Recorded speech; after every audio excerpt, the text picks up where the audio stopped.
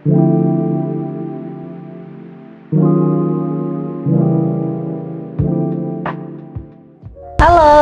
Assalamualaikum warahmatullahi wabarakatuh. Apa kabar teman-teman sekalian?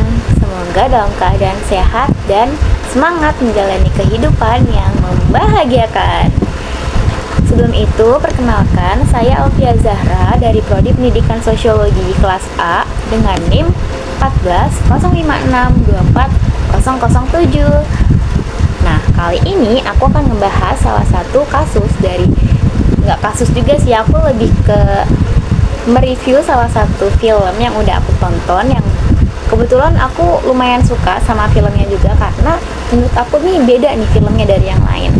Nah, aku akan mereview film ini dengan menganalisis juga sistem sosial budaya yang ada di film tersebut. Nah, kira-kira teman-teman tahu nggak nih filmnya apa?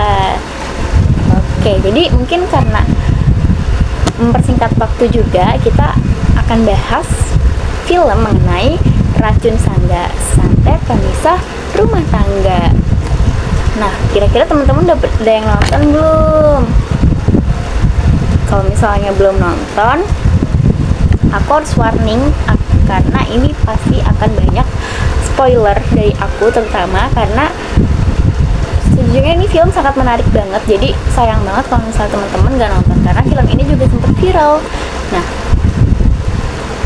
mungkin aku langsung aja bahas mengenai film Racun Sangga, santet pemisah rumah tangga. Teman-teman simak ya, udah boleh nih sambil minum, sambil makan, siapin cemilan untuk mendengarkan ceritaku.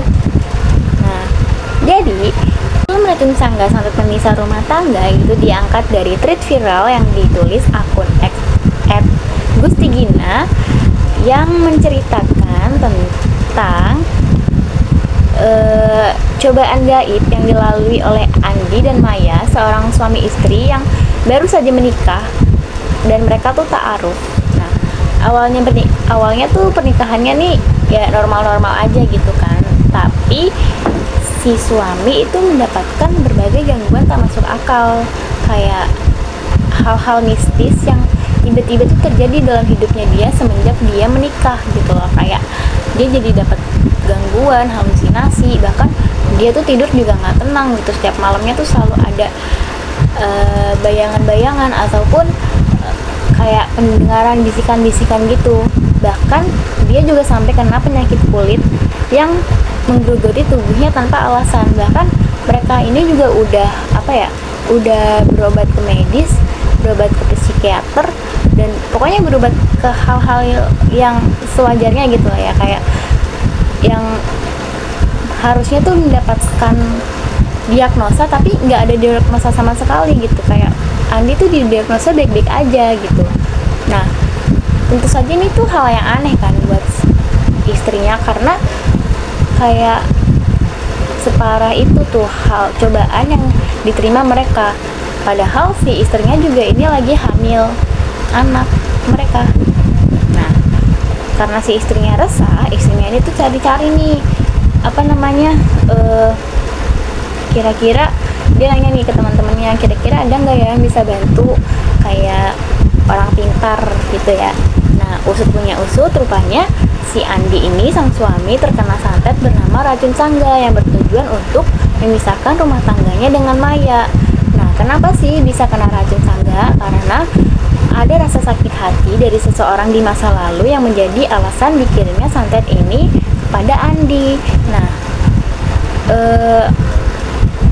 yang nggak ditahu itu santet ini tuh bukan sekedar santet biasa gitu loh, karena santet ini tuh nggak akan berhenti sampai si Andi ini mati, si suaminya ini mati. Pokoknya bener-bener pengen memisahkan rumah tangga ini gitu loh. Nah, fakta yang fakta yang ada nih di film ini tuh ternyata santet Racun Sangga tuh emang ada di Kalimantan. Itu dikenal sebagai salah satu ilmu hitam yang mematikan gitu. Konon jenis santet ini digunakan untuk menimbulkan penyakit dan malapetaka untuk memisahkan rumah tangga seseorang. Nah, dalam film Racun Sangga, santet ini tuh identik dengan minyak sebagai media untuk mengirimkan sihirnya.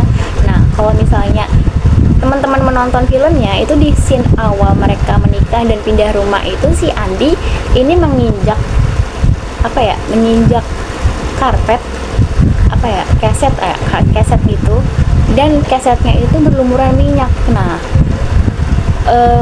kalau menurut dari penonton yang lainnya gitu ya, kayak mereka kan berspekulasi gitu. Nah, itu tuh adalah awal dari racun sangga itu tuh ada gitu loh, santet itu tuh ada. Nah, jadi nggak heran tuh semenjak dia menginjak kaset itu tuh si suami ini nih, si Andi, jadi mengalami banyak gangguan kayak dari hal-hal mistis gitu kan.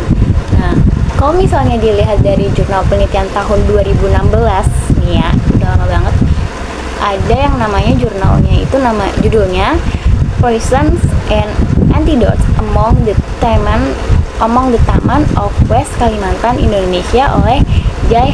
H. Bernstein.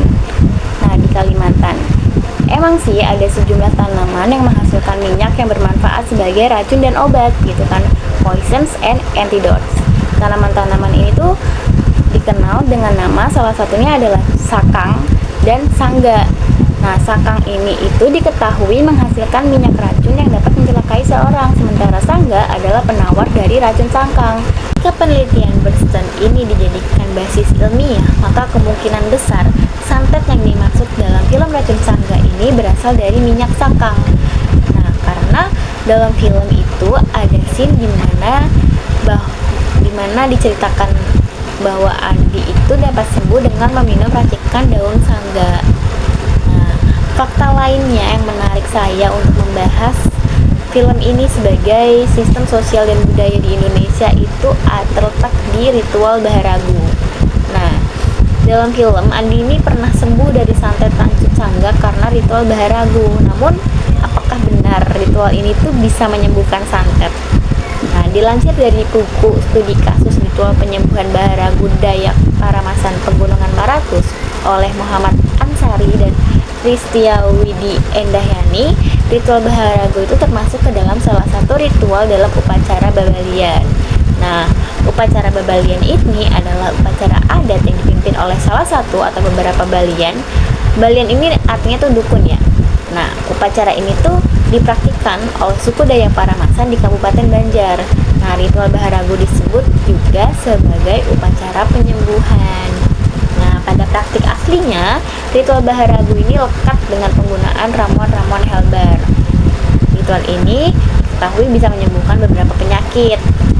Lalu dilansir dari buku yang sama, penelitian mereka itu menyimpulkan bahwa ritual Baharagu menyembuhkan pasiennya dengan mengintervensi sistem persepsi dengan kepercayaan kolektif yang dipercaya oleh suku Dayak Paramasan.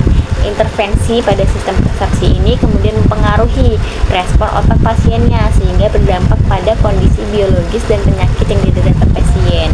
Berbeda dengan racun sangga yang terbukti dampaknya secara ilmiah, ritual Baharagu ini lebih banyak kaitannya dengan kepercayaan lokal. Nah, tapi apakah ritual ini benar bisa menyembuhkan santet itu belum diketahui kebenarannya. Nah, dan ritual Baharagu ini itu pernah ditampilkan dalam suatu festival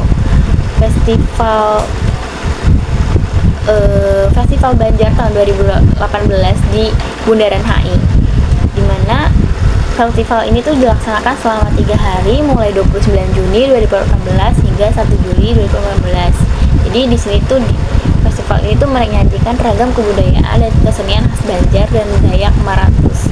Salah satunya itu ada ritual Baharagu ini. Jadi mungkin kalau misalnya teman-teman mau penasaran dan mau lihat lebih lanjut bagaimana ritual Baharagu ini diselenggarakan atau bagaimana saja step-step dalam ritual Baharagu dan apa saja yang menjadi representasi dari ritual Baharagu ini, mungkin nanti teman-teman bisa searching di YouTube atau melihat video-video di YouTube, mungkin banyak yang ada berkeliaran di media sosial gitu. Film Racun Sangga ini tuh menyajikan elemen budaya yang kuat, terutama terkait dengan tradisi mistis di Kalimantan Selatan, khususnya terkait dengan praktik santet atau racun sangga. Nah, film ini tidak hanya menceritakan horor, tetapi juga mengungkapkan bagaimana kepercayaan dan budaya lokal mempengaruhi kehidupan masyarakat. Tak seperti film horor konvensional yang berfokus pada jump scare dan monster, jujur Racun Sangga ini tuh enggak ada yang kelihatan setan yang segala macamnya kayak gitu, enggak yang jump scare tiba-tiba wah gitu-gitu, enggak.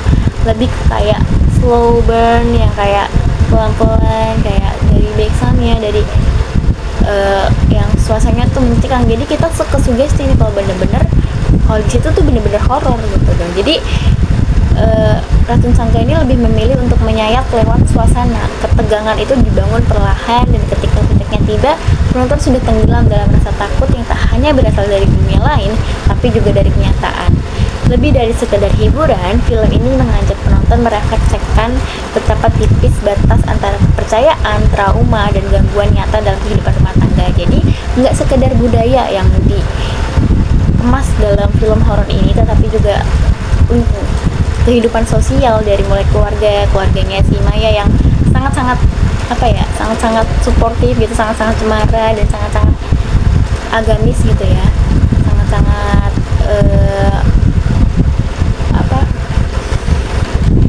kekerabatannya tuh sangat-sangat kuat gitu, sangat kuat. Nah, kemudian dari kayak psikologisnya juga dibahas dalam hal ini, kayak ada halusinasi, bisikan-bisikan yang menyuruh untuk melukai diri sendiri gitu, kayak hal-hal kejiwaan yang bermasalah gitu, itu masuk juga dalam film ini. Jadi film ini tuh nggak semata film horor tentang setan aja atau tentang santet aja, tapi juga ada budayanya, ada sosialnya, ada juga psikologisnya gitu teman-teman. Mungkin sekian penjelasan dari saya mengenai film Racun Sangga Santet Pemisah Rumah Tangga, yang pada akhirnya membawa kesimpulan bahwa dalam film pun kita bisa melihat bagaimana sistem sosial budaya di Indonesia tuh diperkenalkan gitu. Gak cuman kita lihat dari berita ataupun jurnal-jurnal gitu, kayak untuk memperkenalkan budaya di Indonesia, sistem sosial di Indonesia itu juga bisa melalui film-film dan media yang interaktif ataupun media-media yang sekiranya bisa nih diselipkan edukasi ataupun untuk promosi. Kalau misalnya di Indonesia tuh kaya akan keragaman budaya, kaya akan suku bangsa gitu. Jadi banyak hal yang sekiranya dapat dilakukan untuk memperkenalkan budaya kita kepada orang lain gitu. Dan saya Alfia Zahra, terima kasih. Wassalamualaikum warahmatullahi wabarakatuh.